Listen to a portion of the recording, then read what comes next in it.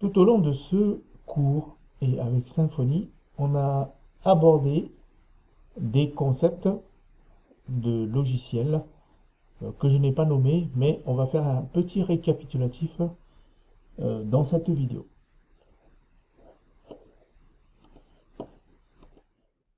On a vu la notion de MVC, Model View Controller. C'est une façon de coder un logiciel en séparant les fonctionnalités. Le modèle correspond à tout ce qui est stockage de données. C'est la base de données. Mais pas que. Le repository, tout ce qui est ORM, doctrine, ça fait partie aussi du modèle. La vue, c'est ce qu'il y a de plus simple, c'est les templates. Les templates qu'on retrouve dans le répertoire, tout ce qui est HTML, et le contrôleur dans le chapitre, enfin dans le dossier contrôleur. Et n'oublions pas aussi le routeur qui est à l'origine d'une requête.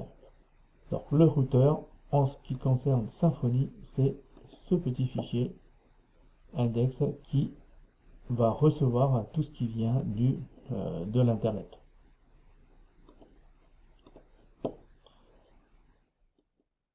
Ensuite, nous avons vu ce que c'est qu'une entité.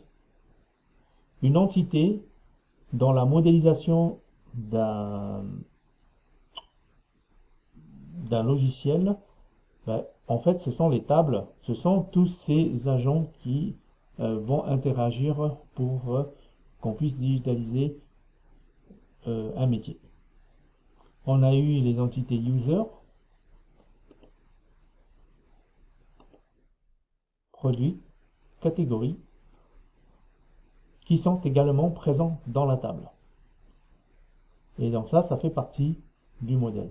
Mais on a aussi les repositories. Chaque entité a son repository. Les repositories, ce sont des collections de requêtes dans la base de données.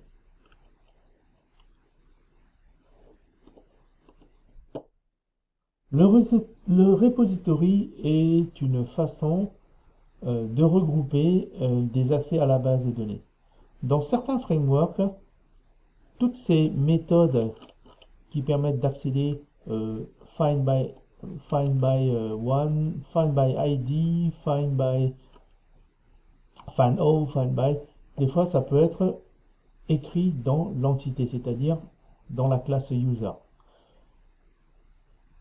Donc le repository permet une séparation encore plus nette entre les users, enfin les entités, et les requêtes vers les tables. On peut aller plus loin encore, mais je n'aborderai pas ici, avec ce qu'on appelle les DTO, les Data Transfer Objects, qui vont encore plus loin dans l'abstraction, puisque ce sont des objets plats qui contiennent des informations sur les entités.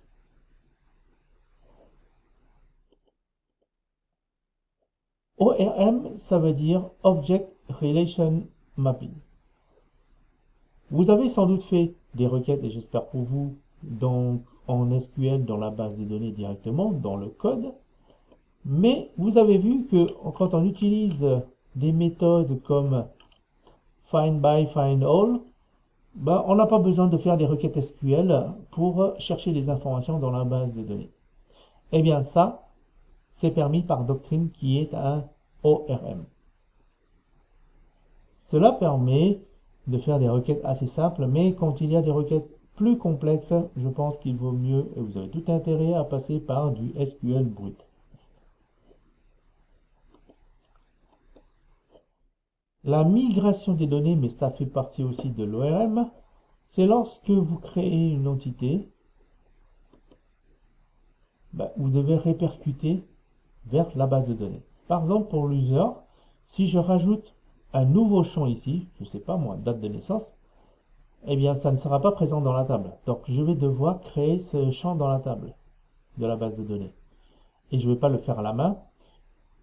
Je vais générer un fichier de migration qui se trouve ici, qui n'est autre qu'une collection de requêtes SQL. il a l'avantage de revenir en arrière. Donc une fois que ce fichier de migration est créé, on fait la migration. Donc la base de données sera mise à jour pour refléter les changements dans, dans la, euh, dans la base de données. Cette approche qui consiste à faire d'abord du code avant de répercuter les changements dans la table s'appelle l'approche Code First.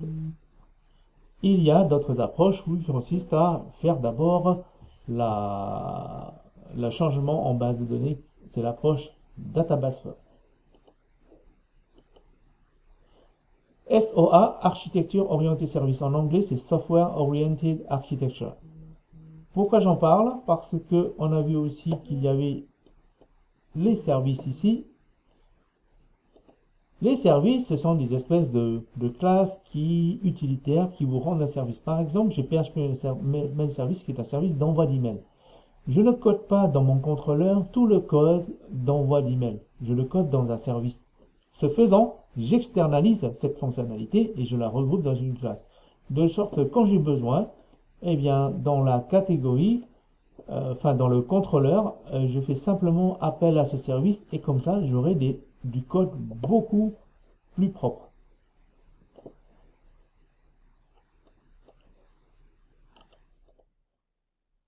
Event Driven Design, c'est le logiciel qui fonctionne grâce à des événements. À quoi ça sert? Ben, à rendre votre code beaucoup plus découplé. Par exemple, lorsque vous soumettez un formulaire, ben, ce formulaire, il va passer des contrôles, ok? Et avant d'être persisté en base de données. Mais si vous aviez des choses à faire, par exemple, envoyer un email suite à la soumission d'un formulaire, qu'est-ce que vous allez faire? Encore une fois, vous allez dans votre contrôleur, lorsque on a soumis le formulaire, par exemple pour le user, lorsque j'ajoute un utilisateur, ou alors lorsque j'ai effacé un utilisateur, j'aimerais envoyer un email à l'administrateur pour qu'il soit prévenu. Je peux très bien ici faire appel au service pour, envoyer un email ici. Ou alors, avec l'architecture orientée événement, je vais dispatcher un événement user effacé et l'ensemble du logiciel, certains composants vont être inondés par ce message. C'est comme un signal radio. J'émets un message comme quoi un utilisateur a été effacé. Certains composants peuvent écouter ce message et agir en conséquence. Par exemple, je peux imaginer qu'il y a un écouteur d'événements qui, si il y a cet événement précis qui y arrive, ben, il va envoyer l'email. D'accord?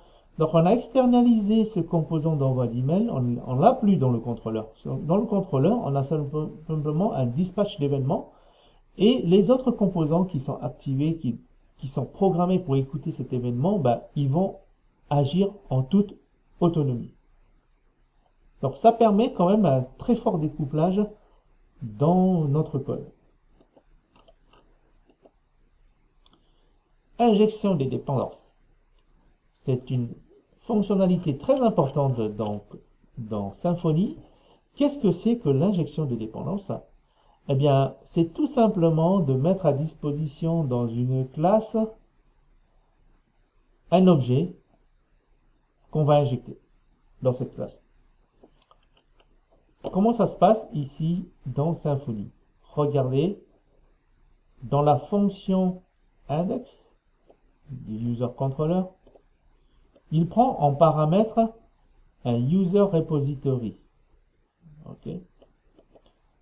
Lorsque je vais sur cette route user slash, eh bien, le logiciel va injecter automatiquement cet objet-là parce que je l'ai demandé dans les paramètres de cette fonction. Et tout ça se fait automatiquement. C'est ce qu'on appelle l'injection de dépendance.